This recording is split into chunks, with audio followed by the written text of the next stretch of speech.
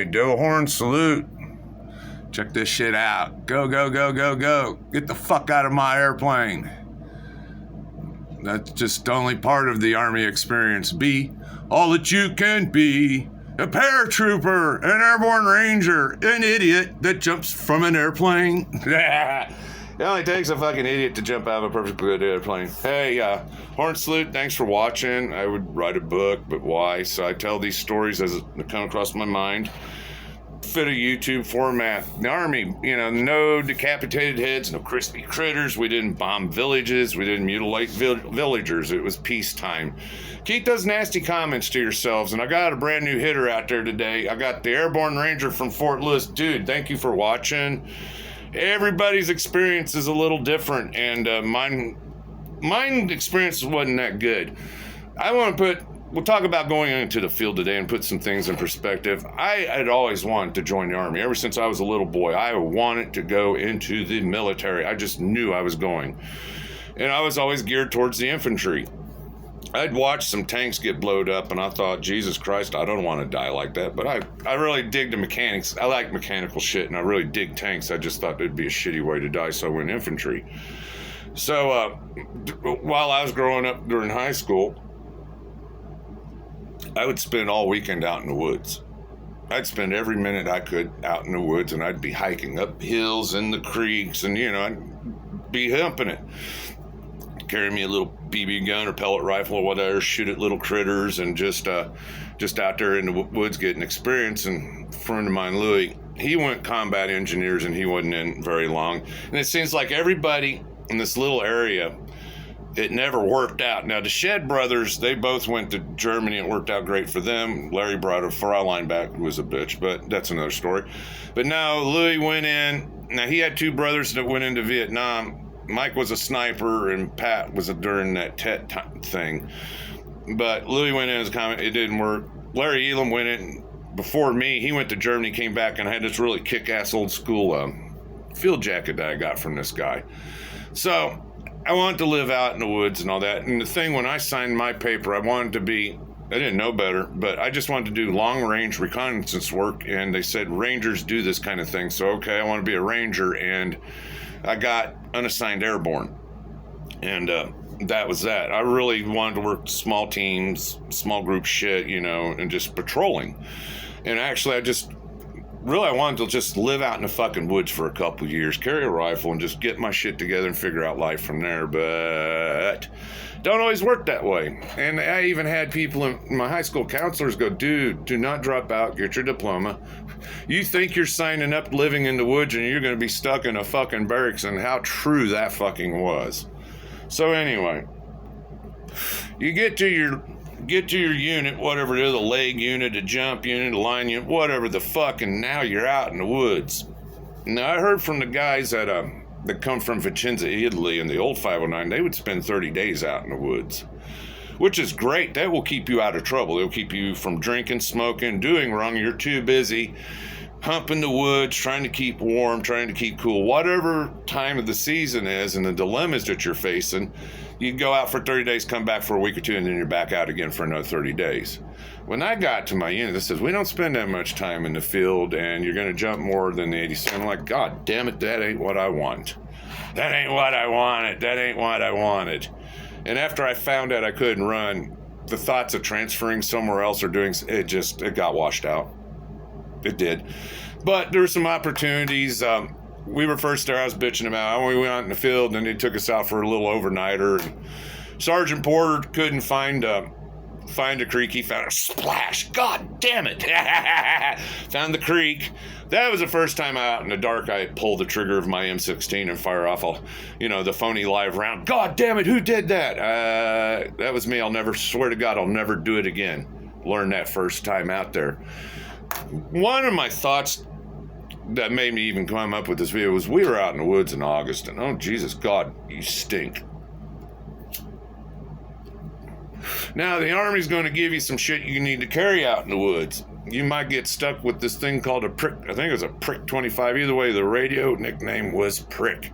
Extra 25 fucking pounds in that backpack. Now your rucksack, it's what they call it, a rucksack. It comes on this goddamn frame. And you need the frame, because I bought a rucksack, put a bunch of shit in. Didn't ride on my back just right, but man, if you put it on this goddamn metal frame, and anybody that's ever humped in the infantry, you know about the goddamn metal frame, and those straps just right in, just dig. And you got that prick on your back, an extra 25 pounds.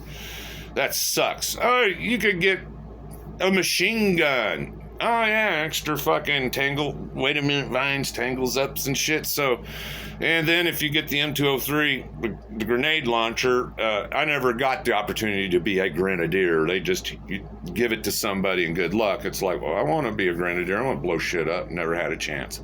Never got to hump the 203. So, you got in your backpack, you want to pack light, and we were in this transition time between C rations and MRE, so you just took what you're going to use, take out what you eat, and leave the rest behind. Whatever you're not going to use and eat, you leave it, and you bring enough food to make it. You can figure out how much food you need to make it forever longer. Usually we'd be out for a week and then come back for the weekends, get cleaned up, and then go back out again the following week. That's kind of was the routine, unless we were doing tax sites and shit. Then it was like every night out in the field doing duties. So now, as far as clothing would go, the clothes you got on, and you pack one set of clothes in your bag. So that means the t-shirt you're wearing, and I wore a t-shirt, and we were wearing jungle fatigues. We were issued jungle fatigues, thank God. And pair of pants, pair of socks, and that was it. Then you had your boxes of ammo and whatever the fuck else. Oh, your rain poncho. And then you had your web gear. They called it web gear back then. We didn't have no ballistic vest or none of that bullshit yet. It's just web gear, belt with suspender straps. You had one canteen, not two. Yeah, we all bought little butt packs, and usually you put your poncho in there or something. You know, things you kind of wanted to keep, kind of dry in that, and you had your ammo pouch, and 2 ammo pouches, and that was it. And usually you had unhooked that web gear, then you got 50 plus pounds on your fucking back on top of that shit. So while you're out there humping in the woods in 100-degree heat down there in Alabama in the middle of August, God, you get the stinking. Oh, Jesus Christ, I never ever thought a human being could stink so fucking bad. No, that brown shirt be all wet, just plastered to your fucking skin, and just Jesus Christ.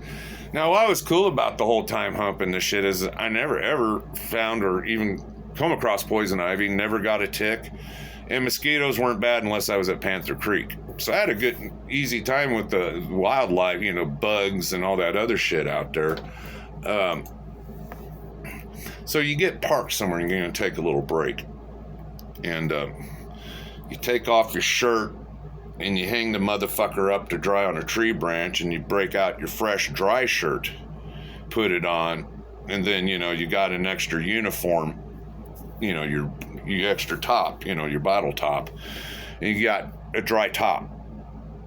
If you can change out your skivvies, if you're wearing skivvies, now's the time, and you're hanging all your shit up. Now what happens is this: while you're parked there, you put all your shit on a tree branch, and you're giving it dry time. So now it's dry, but it smells rank, it's kind of stiff. You got to fold it back up, put it in your rucksack, and hump with it. So now your next shirt's getting all slimy and goddamn sour smelling, nasty as fucking can be. And you take your next break the next day, whatever, you jump out of those clothes. So the clothes you had the day before that was all funky and shit that you had dried out, that's still kind of, not quite dry, a little, and back into the shirt, back into the uniform thing. Skivvies. Then, skivvies. Just gonna get rid of these. Oh, socks. Need to change my socks. It's amazing, too, how in the Army they can walk you down through a creek and you can be up to your fucking waist in water, then you gotta get out, and then you have to dry out. How much fun with wet feet. God, I absolutely hate having wet feet now because of that. Trying to dry yourself out, dry your feet out in the heat or in the cold. Now, being cold's a whole nother fucking dilemma. You don't stink so bad. You gotta layer up. You don't change your clothes as much. But goddamn, it gets cold, especially when you're not authorized to use your field jacket because of Army incompetence. I remember one of the last times I was out in the field, I was so fucking cold. I curled up underneath my Jeep. And I knew it was a bad spot, but it was like the warmest place I could find. Not like I wanted to buddy up with him. I'll just sleep underneath the Jeep here, and maybe that exhauster shit can keep me warm. But no, I'm thinking about all kinds of shit, things that happened out in the field, but I just don't know how to tell the story. We'd found a water moccasin one day when we were out there, and big old Naransky jumps down with his machete, cuts the head off. So I got the body of the snake and I skinned it, and we ended up eating that.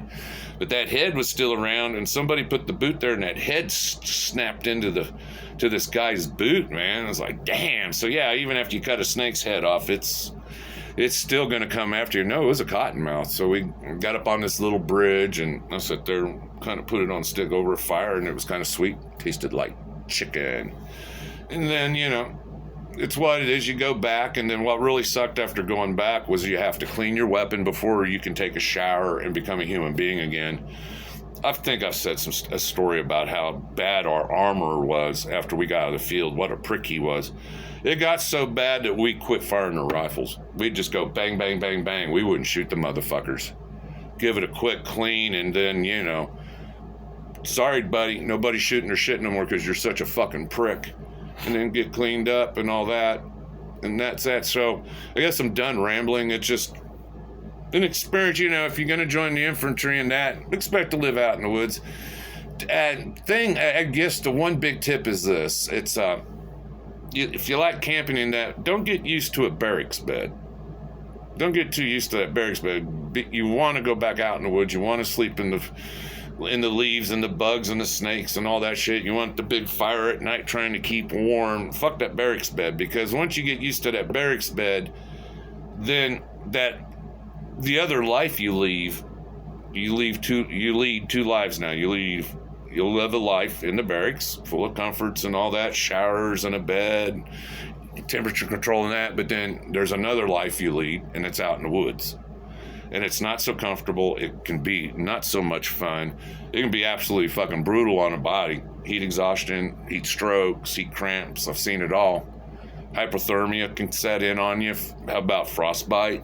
Shit like that. So, Horn Salute, thank you. Hey, Ranger Dude, thanks for watching. Y'all hit that like and subscribe. Don't leave no nasty comments. It's just some, you know, just some memories I'm sharing. Thanks for watching. If I come up with anything else, I don't know, might post another video. Thanks.